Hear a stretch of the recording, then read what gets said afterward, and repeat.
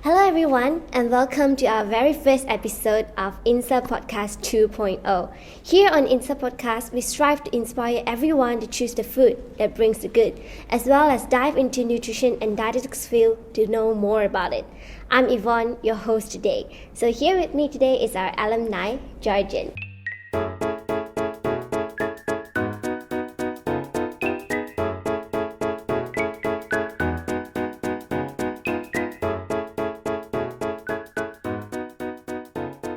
Hello. So Georgen, would you like to introduce yourself to our Hi Evon, and thank you so much for having me here. So I am Georgen, one of the pioneer from N&D IMU. So I graduated in 2012, so I've been in the field for the past 10 years.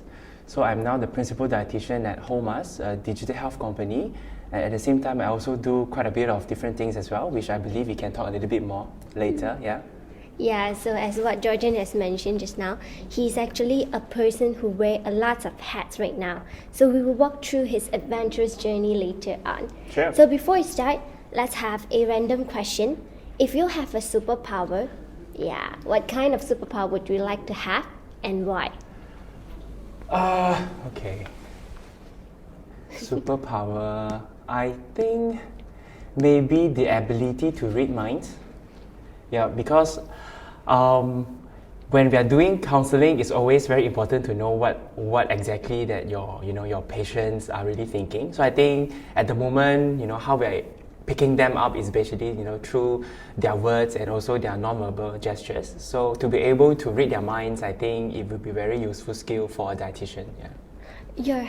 You have the same answer as me, okay. And the why is also the same. Okay. Yeah, I think it's very important for us dietitian to explore someone's feelings. Mm-hmm. So reading mind is definitely a good ability that we for would like to have. Yep. So just without further ado, let's dive into the topic today. Okay. So before we going into your current job, let's explore some of your past experience. So I'm sure this is a very common question that we will ask frequently. Mm-hmm. So why do you pursue dietetics as your tertiary education? It was not my ambition, not until I started to enroll into IMU. It's pretty funny. I went through SPM, then STPM. So my STPM result wasn't flying colors. So then I tried starting to apply for different courses at the local universities. I did get an offer to go all the way to Sarawak to study, I couldn't remember, maybe it's like biomed or biotech. Yeah, so at that time it was really in trend and everyone is trying their best to get into that. I got it, but it was just too far away from families, and at the time I do have something else that is going on other than studying in here. So I think it's very hard for me to give up that to fly all the way there. Yep. So I then started to explore alternative. So instead of that, what can I go into? So with my results, I don't think I can enroll into pharmacy and medicine. And anyway, I am not that clinical inclined at that point of time. Yeah. So and food has always been my passion, and I always like to eat. I think back then my weight was around 100. Yeah, I was very, so I like food. So I came across the advertisement that I'm having a, open day. So I dropped by, and then I think I met Dr. Tony that time, which I believe is now no longer in IMU. Mm-hmm. Yeah, so he actually opened my eyes, and let me know what are some of the career opportunities, when I graduated with a degree in N&D. So I'm actually very attracted by the opportunity to be able to, treat people with diseases with food. So it amazed me, and then I started to listen to him, and started to know more about the different modules that I'll be going through if I were to enroll, right? So and that time I actually came with my friend. So both of us actually enrolled, and both of us graduated as the pioneer batch. Yeah. So and he's currently at a pharmaceutical company, very successful, brand manager. Yep. So and that's how I started to my journey as a dietetics student in IMU back in 2008. Yeah, it's quite interesting that you actually go with the flow. Yep. It's not like you have to go since you are very young, but you just go with the flow. But then now you really like dietitian this job, right? Yeah, I've always been a very flexible person, right? So I mean, I don't like to plan very far ahead. It doesn't mean that I don't plan at all, but I know that, however that I plan, things will change, plan will change. We will always need to again adapt to the new circumstances, right? So I just make a decision and then make the best out of that. So the real passion and also like for dietetics started to only develop after I enrolled into second semester, third semester, when I really know more about what is this module is going to be and how is it going to be useful when I come out to practice. And I am sure that I want clinical dietitian to be my first job is when I started my internship, when I have the real experience, talking to real patients and then seeing them change. So, I mean, the job satisfaction is just beyond described. So, and at that point of time, then I know that being a clinical dietitian is something that I wanted to do as my first career. Yeah. I see. So, well, there's one more question. It's quite a little bit sensitive. So, like for general population, they actually have a stereotype and mindset that they feel very weird males studying dietetics. Okay. What's your point of view of that? It didn't really cross my mind, and to be honest, throughout my careers in the past 10 years, I don't feel that I was treated differently in any way. I mean, by the public or by my colleague or my superior. So I think it's just normal. Yeah, I would say it's a gender equality kind of career. I would say, yeah. Even though it's a lot female dominant, in terms of the numbers, but in terms of the job scope and capability, I believe that both genders can actually handle both well. Yeah. Yeah, so guys, please hear that. So we really need a lot of boys and males in this field. We really need that. So if you really like food and really enjoy dietetics and nutritionists, just go and enroll, okay? Talking about gender, there's something that I came across, right? It's because at the moment, my company, we are providing this phone coaching program to overweight teenagers that is from Singapore. Yeah, so I think sometimes gender do matters is when some of them, they feel shy, to share about their own personal problem to an opposite gender. So they've actually request, can they have dietitians of same gender to actually consult them? Being an adult, so I actually know what the teenagers boys will go through and will be going through. So I think from my point of view, I'll be able to maybe give them more insightful sharing and also experience sharing as well, which I believe will actually help them maybe in a better way compared to being counseled by a female dietitian. Yeah, I do agree on that. So just now, Georgen, you actually mentioned that you decided to choose clinical dietitian during your internship. Would you like to share more about it? How do you choose it and why clinical at last? Okay. During my time, 10 years back then, they actually they aren't that much of choices in terms of career choices after a dietitian graduated, or if you have a degree in nutrition and dietetics. I think during my time there were only just very few options. It's either clinical, or you go into food service, or you go into corporates. When you go into pharmaceutical, you do sales and all that. But I think now it's really, the possibility is just endless. You can be an entrepreneur, you can go into the community in pharmacy as a community dietitian, you can even go into fitness and center. During my time, there isn't just not much choices as now. So I always wanted to be a clinical dietitian again, is because I really like the interactions with my patient and being able to know their story and then find out what are the root causes that is causing them to have the current problem that they're having, and help them to solve that step by step, and seeing them improve from where they started off. So it's really it satisfies me. So that's why I wanted to start off my career as a clinical dietitian. The reason is pretty straightforward. Yeah. Okay, I see. So, as we mentioned just now, you're actually a dietitian who wear many hats at the same time. So let's just explore this together about your current career. Sure. So I know that you have been working in IJN in the past, right? Yep. So how was it to be a clinical dietitian in IJN? And perhaps you can share some of your job roles over there. Sure. IJN, it's a magical place, I would say, because for those who know IJN, they do know that IJN is like the top of the top of the crop.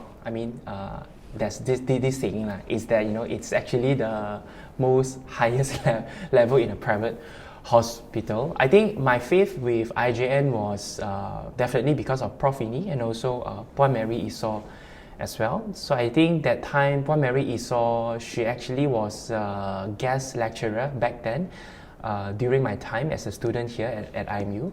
So she actually taught us food service management. Yeah. And then when we are graduating, we do have these graduation nights. So during that night, when I was enjoying my food and chit-chatting with friends, then suddenly someone tapped my shoulder. So when I turned around, then Prof. Ini was standing behind me. So she was saying that, hey, IJN has vacancy. They are hiring a locum dietitian. At the time, I didn't really know what exactly the meaning of locum is. So I said, okay, there's an opening. Then Prof. Ini you and someone else, I think that time was another colleague, friends of mine, same batch as well. So she actually recommended both of us to give it a try because she knew that we have passion in clinical dietetics. So we, just go ahead and apply lah. And then we go through several rounds of interviews. So it's my first time going for a job interview and also the hardest interview that I've ever been because it's not just sitting down chatting with whoever that is in front of you, but we actually have to sit through and paper exam. Then they have this psychological test that you have to answer a lot of questions within a very small period of time. And after that, then only sit down to interviewed by, I think that time was the principal dietitian and also another HR person. Yeah. So, and fast forward, then I think after a few rounds of shortlisting, so I was the chosen one. And I was also the first male dietitians to join IJN as well. And it started, and by then it started my magical journey. I can still remember my starting date was the 5th of December 2012. Yeah. So 2012. Yeah. Let me count. 10 years. 10 years.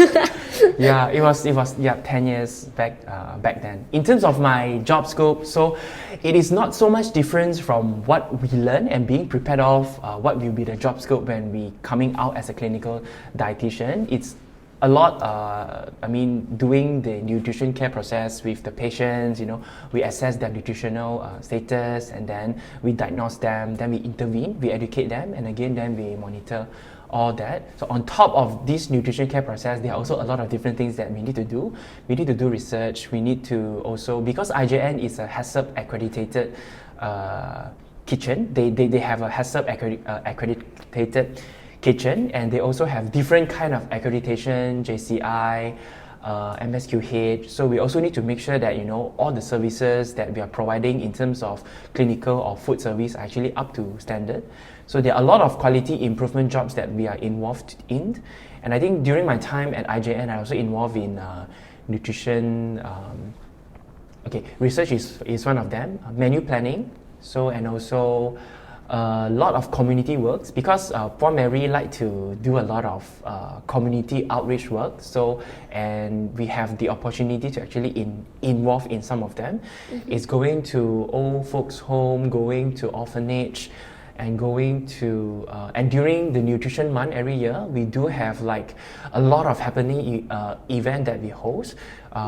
So we do cooking demo for the public. We have a booth set out, really have a nice kitchen set up at the lobby of the hospital. So we do cooking demo. It's basically to make more noise, to create awareness that hey, dietitian do exist and this is what we do and you should see a dietitian if you wanted to ask more about nutrition and dietetics. So, and because of the involvement in such community services and also influenced by Paul Mary, which is very good at marketing the role of a dietitian, that I started to pick up some of the skills and started to apply in something else that I did during that time, which is Georgen Cooking as well. It's mainly to create more awareness in terms of healthy eating.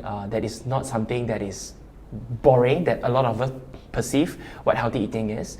And yep, so I started off another social media platform called Georgen Cooking, also I think around the year 2010, which I believe we can talk a little bit more later. Yeah. Really thanks for the heads up, Georgen.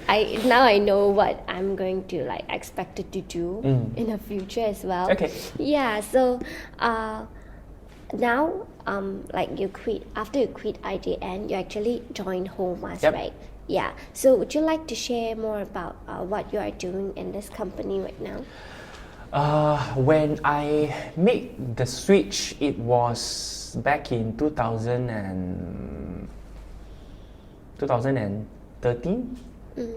No. 2012, 5 years. Yeah, about 2016 or 17. So that time, I sort of reached a plateau in the clinical field.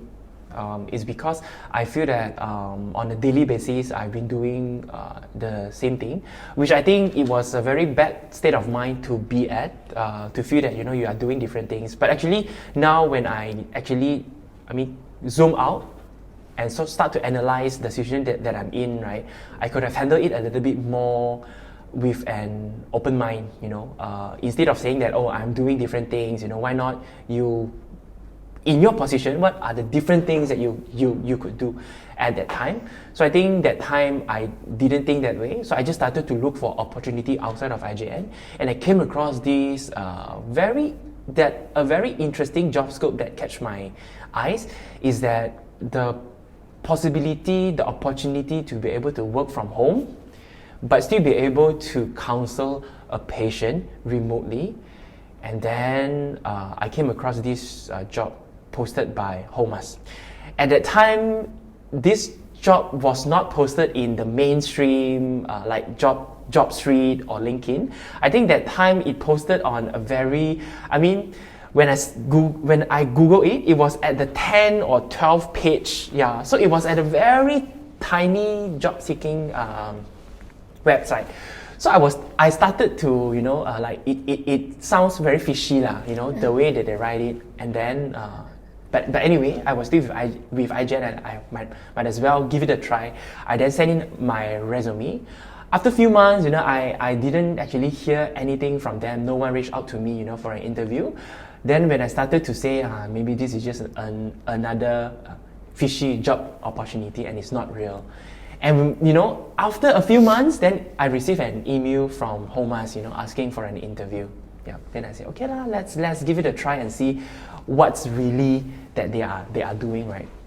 Yeah. Then I started to do some research about Holmusk. I came across this video that they're actually doing an application during that time, more mobile app. So they actually use that app to engage patients with diabetes who needed to have a lifestyle change to better control their medical conditions, mainly diabetes. So at that time, I say the chief medical officer that time at Holmusk, so he shared his passion and he shared his vision, like how this app is able to change how the healthcare industry in the future. I sort of aligned with his vision, is which I can share a little bit more later.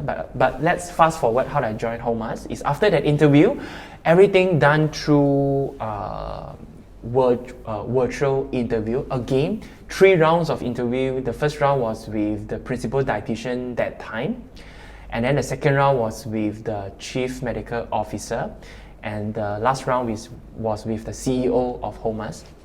So I go through that, and I was shortlisted, and again I was selected to fill in that position, and I'll be based in Malaysia, but serving Singapore patients and also Singapore company. Yeah, because the company is headquartered in Singapore. Yeah.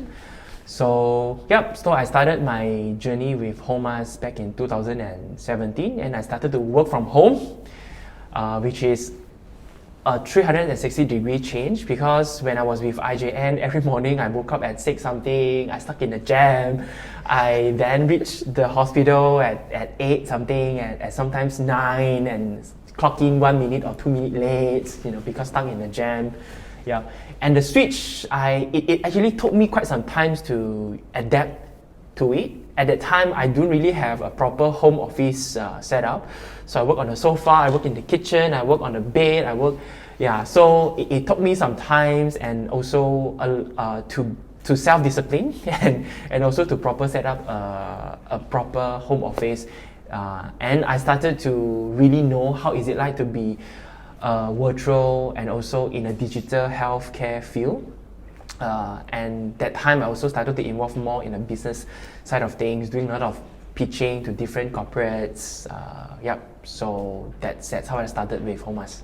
Yeah, I see. So just now you mentioned that you actually wanted to share more about the vision and the staff in Holmusk. Yeah. All right. So what actually resonated with me, right, is that I always feel that the conventional way of doing counseling is very limited. A patient, I think first of all, they have to take so much effort. Again, wake up early in the morning, go to the hospital, take their queue number, wait in the hospital for whole days, and then being ding dong from this department to that department, and then maybe one of their station is dietetic station. And imagine after you have waited for so long, most of them is really not in the right state of mind to be counseled on nutrition, and then being counseled on what they have to take care in terms of their diet. So they just come in, they just do what their doctors ask them to do, which is to see a dietitian. So when we ask them, do you know why you are here today? A lot of them, they can just show you the face is that, can you just make this quick because I want to collect my medication, I want to see my doctor, I'm just here to drop by and just hear what you have to say lah. I want to involve as little as possible, make it quick. So but of course not all of them is like that, but most of them are like that. So at that time, it's very disencouraging. Yeah, and again, they have to be with me there for a whole 45 minutes, and in that very limited time, I have to know how they have been doing for the past 3 to 6 months, I have to really know them as a person, who they're staying with, their social economic status, for me to do a better job in really counsel them to tackle their root cause, right? And everything need to happen in that 45 minutes. And not just that, we also need to write at the same time, So writing and looking at them, so a lot of time being carried away, And I think what really makes me feel that we can do a better job with technology is they actually don't come back to see us. If they come back, it is someone else who are seeing them, So the discontinuity happens there lah. So my colleague take over from there, maybe my cleaning day is on Tuesday and Thursday, but this patient next time after 3 to 6 months, when they decided to come back, maybe it's on a Monday. So it's another colleague who are seeing them, and maybe that dietitian has a different way of tackling a similar condition. Then the discontinuity starts there. So, and not able to track the outcome and not able to know what really happens to them when they wave bye-bye to me during that very session, make me feel that how can we do and what can we do to better monitor the outcome and really be there for the patients when they really need help. Because after they discharge at home, right, for that whole 3 to 6 months before they decided to come back to see you, they're pretty much left alone at home in a community managing the disease on their own. So when they really wanted to ask a questions, right, they have no one to turn to. The only way that they can do is to Google. And we know that, maybe 50% information on Google is not credible and not reliable. Even though it's reliable, they need to interpret it correctly to sort of transit them into a real practical thing to do to help them to improve. And this app that Holmusk has created is called GlycoLead back then. So it actually connects the patients to a dietitian, a real dietitian at the back end. So what they need to do is just simply take their phone to take a photo of their food, and then it will then send to us at the back end. We will be able to rate the food from a simple scale from 1 to 5. So 5, which means that the food is pretty healthy, pretty balanced, you can consume it on a regular basis. And if the food get a score 1, which means that this is a once in a while food. You can still enjoy, but maybe just enjoy it once in a while or occasionally, or maybe only during special occasions. So, and not just rate the food, but we're also able to explain, why this food gets such rating. And then the patient can also log in their blood glucose, their weight, and all that. And they can even go into the supermarket, and when they're not sure what product to buy, they can just conveniently take the phone and snap that product. And we can then go through and search the information on Google and try to analyze and explain to them, okay, with your condition, product A is better because such and such. So they can ask us any questions that they want at any time of their, at any time, at their convenience at home. So they do need to, queue for a long hours and just take all the efforts to just see a dietitian in a hospital for that short 30 to 45 minutes that may or may not be effective for both parties. So, and this actually resonate with me that, I think this app can solve my problem when I was as a conventional clinical dietitian back in a hospital or in a clinic. And indeed, it helps. And this app actually helped us to touch more life out there.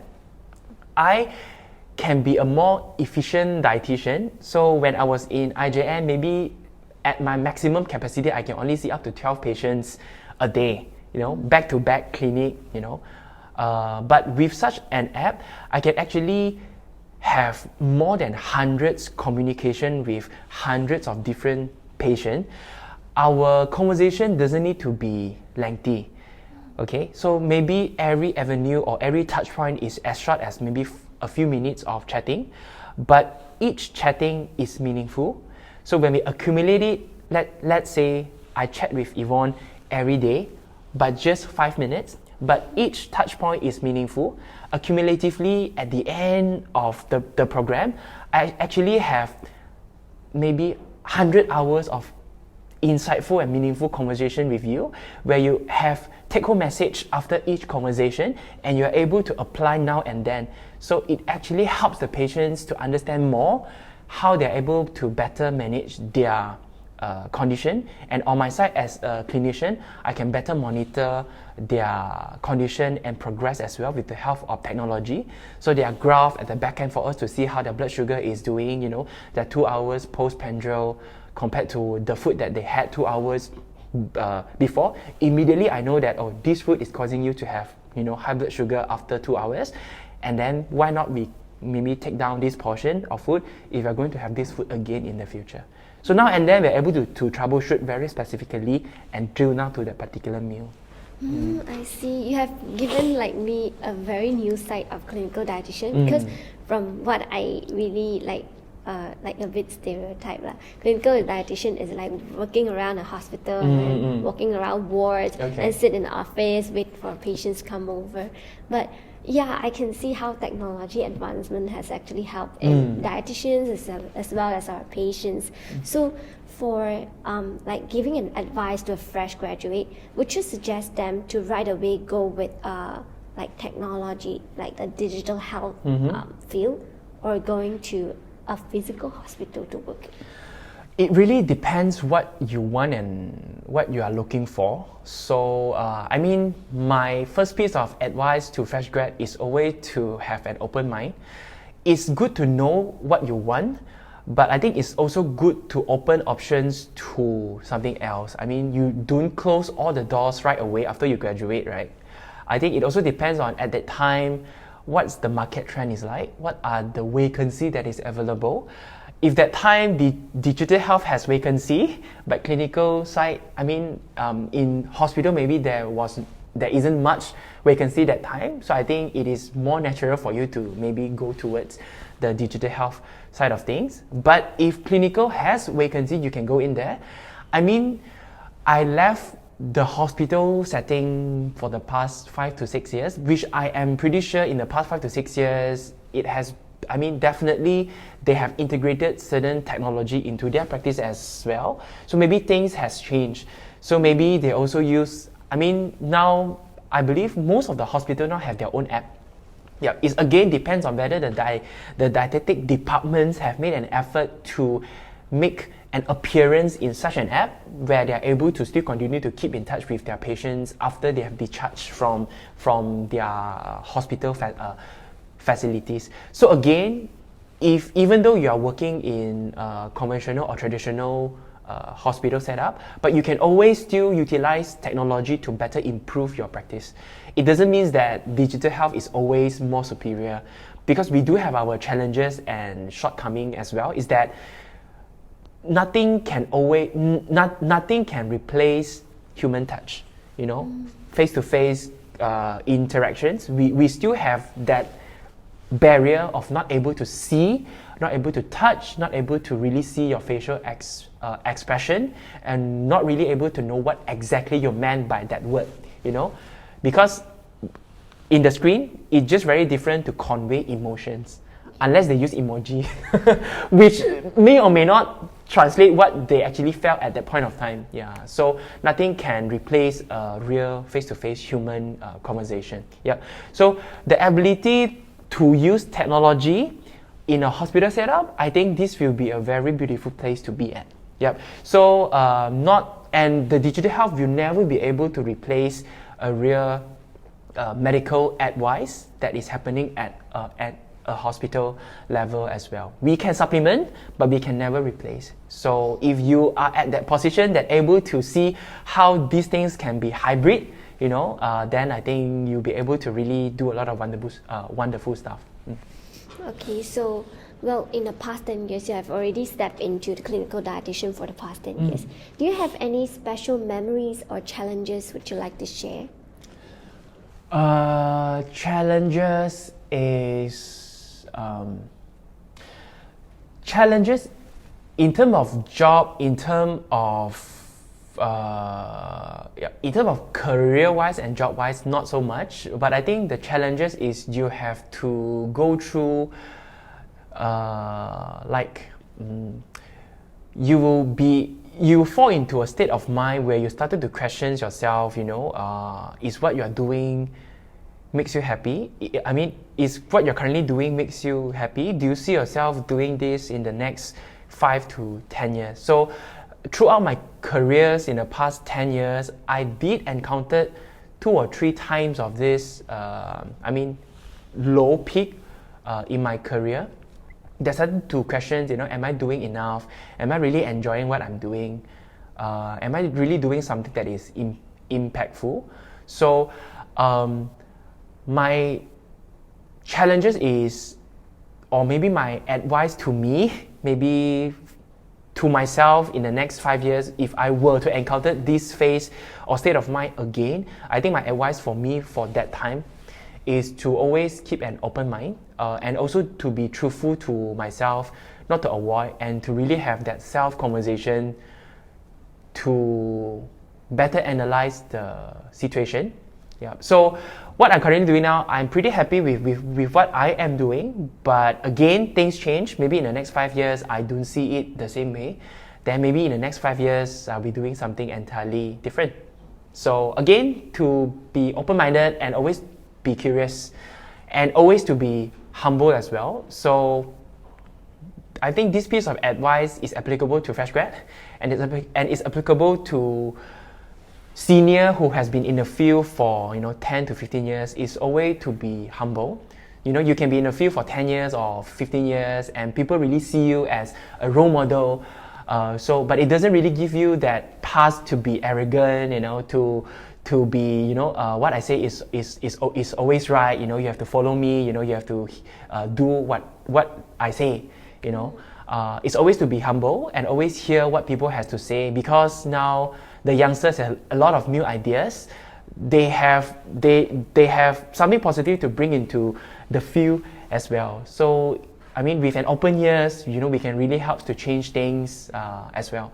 And to fresh grad, sometimes I think they just feel that, oh, you have been in the field for 10 years now, what you say is already outdated, so they have that kind of mentality. I mean, I am guilty to have that mentality as well. When I graduated as a fresh grad, from IMU, we have that it's like a fame thing, like, oh, I graduated from IMU, the pioneer batch, my is Prof. Winnie, the top of the crop, the top of the cream, so I'm so when you are trapped in that mindset, then whatever that you say, whatever that will come across very arrogant. So, and you might lose a lot of opportunity because of that kind of attitude.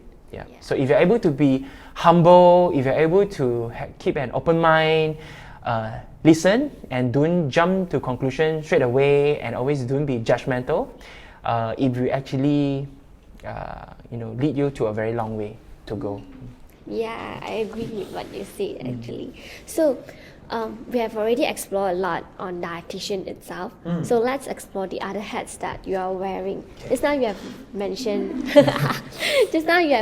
that you are working on Georgen's Cooking. Right? Yes, it's actually a YouTube channel. So what inspires you to work on social media actually? Okay. So we have to go all the way back to when I was in IJN. As I mentioned, I actually have involved a lot of community outreach program because of Puan Mary.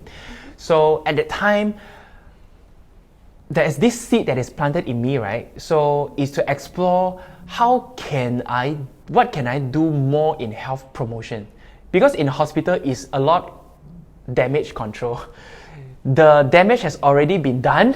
You come into the hospital, I help you to control the damage. I want to sort of go far more, a few steps in at once.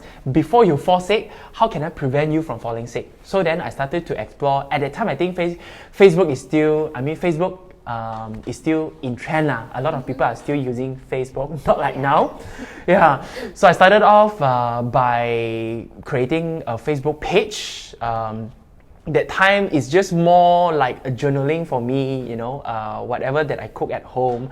I like to take photograph a lot, so I started to take the photograph of my own creation, of my own recipes. Then I just started to post on my Georgen Cooking Facebook page. Yeah, so it started off with maybe just a handful of followers, and then started off and I started to post, make sure that I be consistent. Every week I posted at least maybe just one recipe, and they started to respond, quite positive response. The number of followers started to increase and improve, and as I can see at the comment section, they always ask what ingredient you use, what are the method that you use. Oh, it looks amazing.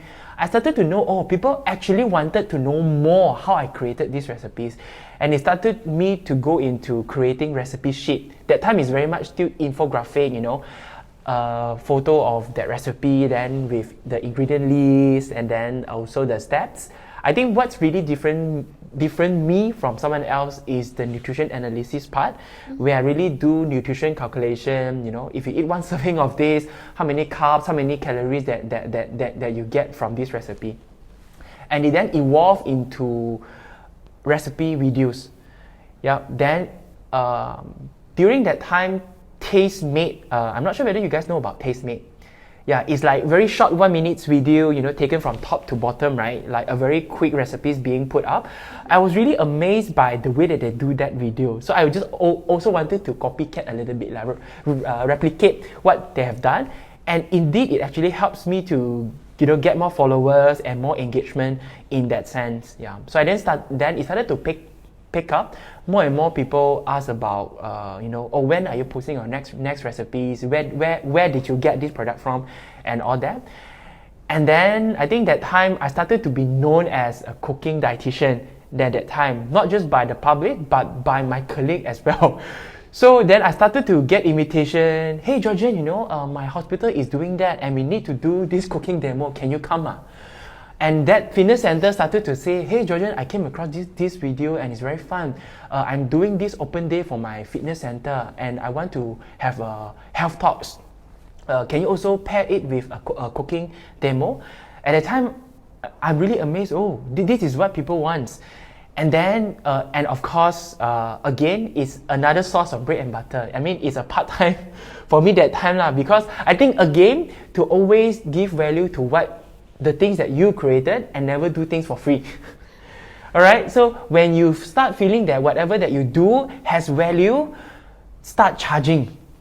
Alright, start charging for your service, and then so that because it's chargeable, you will actually be more serious in the stuff that you do. You really want to make sure that the money that they are paying worth, you know. So I started to do a lot of cooking demo, and the next level is I start working with corporates and food industry.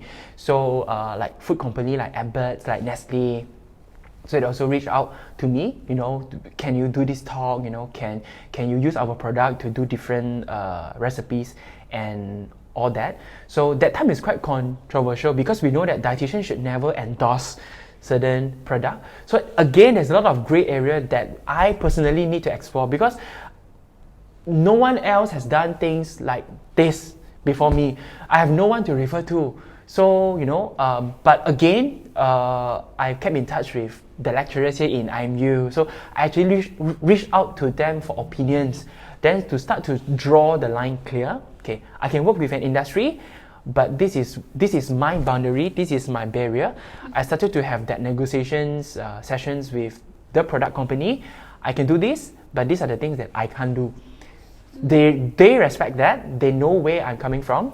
Then I think, and I think 3 to 4 years down the road, it actually helps to path a clearer path for how a dietitian should work with a corporate for other dietitians who are doing the same thing after me. Yeah, I really like how you mentioned about the controversial stuff. It's very important for us dietitians to like holding our ethics and professionals at the same time when we like doing our job. So yeah, well, just now you mentioned about a lot of recipes that you have already developed and invent. Would you like to share more about your experience on developing these recipes? Okay, cool. So, I started off with just a recipe photo. So at the time, it's just very straightforward. I cook, then I just take the photo, and then I finish the food. It started out just, you know, A, then straight away jump to Z. But when people started to want to know more about what is B, what is C, what is D, you know, what it takes to reach from A to Z, then I started to know, and I am curious to also know what the audience wants, what is catching their interest, and when I am able to engage them, what are some of the opportunities that I can take to educate them as well. So for example, to give you more perspective, right? So what I know that they do not want is they do not want to be educated. They want to be entertained. Okay? How do I make education into entertain in a very subtle way, but they still get a piece of education from me after they watch such a video? So my education is not straight in your face. Is like, okay, you should eat whole grain because whole grain has this, and it's good for this. But I rather just let them know, you know, what are some of the practical tips of working with whole grains. And then at the end of the video, I just subtly say that, oh, you know, if you have this problem, then, you know, by incorporating how much whole grain in your diet might help you to solve this problem. Full stop. Okay? But if they're able to watch 10 of my videos, and they learn about a little bit from each of the video, I mean, at the end of the day, when they put all the pieces together, they actually learn a big piece from me. Yep. So by having that mentality, then I start to think about how can I curate the recipes by still substitute some of the regular ingredient that is being used. My recipe is very homely, very easy, nothing too gourmet or nothing too MasterChef level. I wanted to still be relatable. So the recipe is something that maybe they are already making at home on a daily basis, but mine is just how do I make a healthy twist to it by using a different ingredient, by playing with the proportion of the naughty ingredient by maybe replace them with incorporating more healthy ingredient in it, still maintaining the taste and the texture and the appearance. Yep. So I think these are what they want.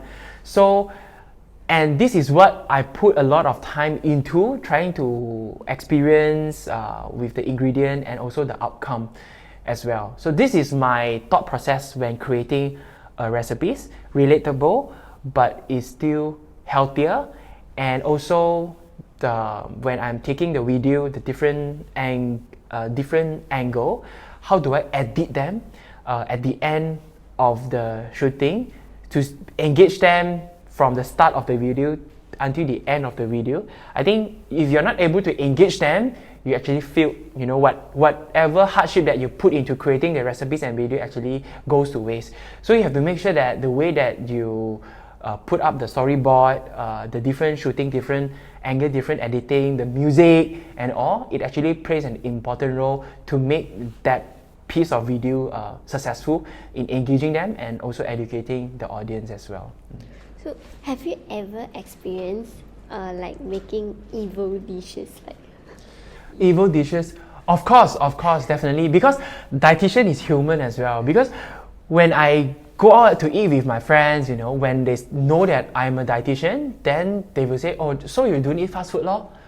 So you don't eat ice cream lor? So you only eat salad lor? Then when I start to order, some regular food from the menu, they say, how you also eat this kind of food one?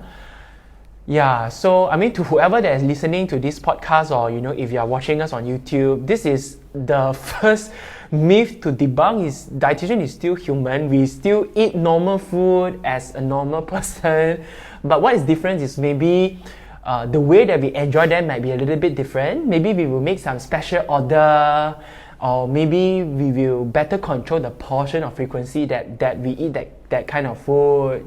We still go to fast food restaurant. I mean, we still eat like how you normally eat food. So I think, this is one of them. Yeah. And so to all my friends who are watching this video or listening to this podcast, don't blame me when I take cookies, chocolates, all those things. I'm a human. Okay? Yeah. So you have already talked about how you play your social media as a dietitian as well. Is there any other hats that you are playing other than dietitian? Yes, I do. I'm also pretty much involved in the music industry as well. So I actually sing as well. So my singing career actually is way before I becoming a dietitian. Yeah, so I sang at the cafes that time. I think during my time, I'm not sure whether it's still something that is, it's not something that is in trend now, but then that time in Chinese it's called 民歌餐厅. So where we go and then we sing, and then in pairs, then we entertain, the whoever customer that is coming to that cafe or restaurant that night, So I started off as a 民歌歌手, or a singer that time. So I was also a wedding singer as well. So after a few years in the singing industry, then I started to become a demo singer. For a song to be sold to a music company, it has to have a demo first. And demo, which means is a small demonstrate piece where it is still being produced but not in a full arranged way. So cut short is I'm also a demo singer, and at the moment I'm also a record singer with a company called Happy Studio. So I just recently released my EP earlier this year in February, and now I'm doing a touring around Klang Valley to sort of promote my EP as well. So if you are a big fan of Mandarin pop, so you can actually search my name, Georgen Thye, on Spotify. Then you're able to actually find my songs on Spotify and also YouTube as well. So let me consider that if I'm having my wedding, whether I want to call Georgen to come over or not. Sure. I'll give you a discounted price. Okay. So you are a dietitian, a clinical dietitian at Holmusk right now, and you play a lot on your social media, and you still work as a singer, as a part-time. How do you juggle so many hats at the same time? To be honest, I have no idea, but it just happens. But what I know is that I do work on weekend as well. But it's mainly on my social media, taking videos, and sometimes because I work from home, so during my lunch hour, I will dedicate that 1 hour to maybe cut video, edit video, do some shooting, do some posting, take photograph, replying emails, which is not my day job relevant. Yeah, it can be a conversation with a food company who engage me for a new project. And then in terms of my singing career, it's usually after my working hours, maybe at night or maybe during weekend. Yeah, but if sometimes it happens, unavoidable clashes will still happen. Maybe on particular working days, I need to attend a non-day work related projects. So I will always need to make clear to my company that I'm actually doing this as well, which has no conflict of interest at all. But I will need to take leave on this particular day, or maybe 2 or 3 hours of time off on this particular day. So it's always to be transparent to your boss, and actually to have that integrity, and also to be honest to yourself as well. In terms of time management, I would say, it just fall into pieces. It just fall into my schedule pretty naturally, and then and I enjoy doing all of this, so I don't find any seconds of them being like a trouble, or like, oh, I have to make a huge effort, just to get this work done. I don't do that, because doing recipe sometimes is my therapeutic session as well. When I'm cooking, when I'm shooting, when I'm editing, I actually enjoy doing it. So it somehow take my stress away from my day job. Yeah, and again, singing is again very therapeutic. So it actually balances up all the different may be or may not negative energy from my dietetics part. Yeah, so I think everything just happens to balance out each other. Yeah, because I can feel your enthusiastic when you are sharing your whole, your daily life. Because when I'm surveying you, right, I saw you are wearing lots of hats at the same time. I'm started thinking, is Georgen a workaholic, or he really enjoys it? I'm gonna ask him. Okay. I am not a workaholic for sure, because I think I rather work smart than work really hard. So I think when I start to climb up the career path, when I started to have more authority to how I see my job and team able to be put together to maybe do things more efficiently. So I learned how to delegate works to my team members, how to actually build them up, to actually help to take over, more job. I think as a senior, I think most of us, we are afraid that, what if my junior outshine me, when they can do my job, so there are no job left for me to do already. So I think that's very wrong mindset to be at, when you are able to build up your junior, when they take over some of your job, you can actually take up more responsibility, bigger responsibility. So this is how your entire team can move up, together.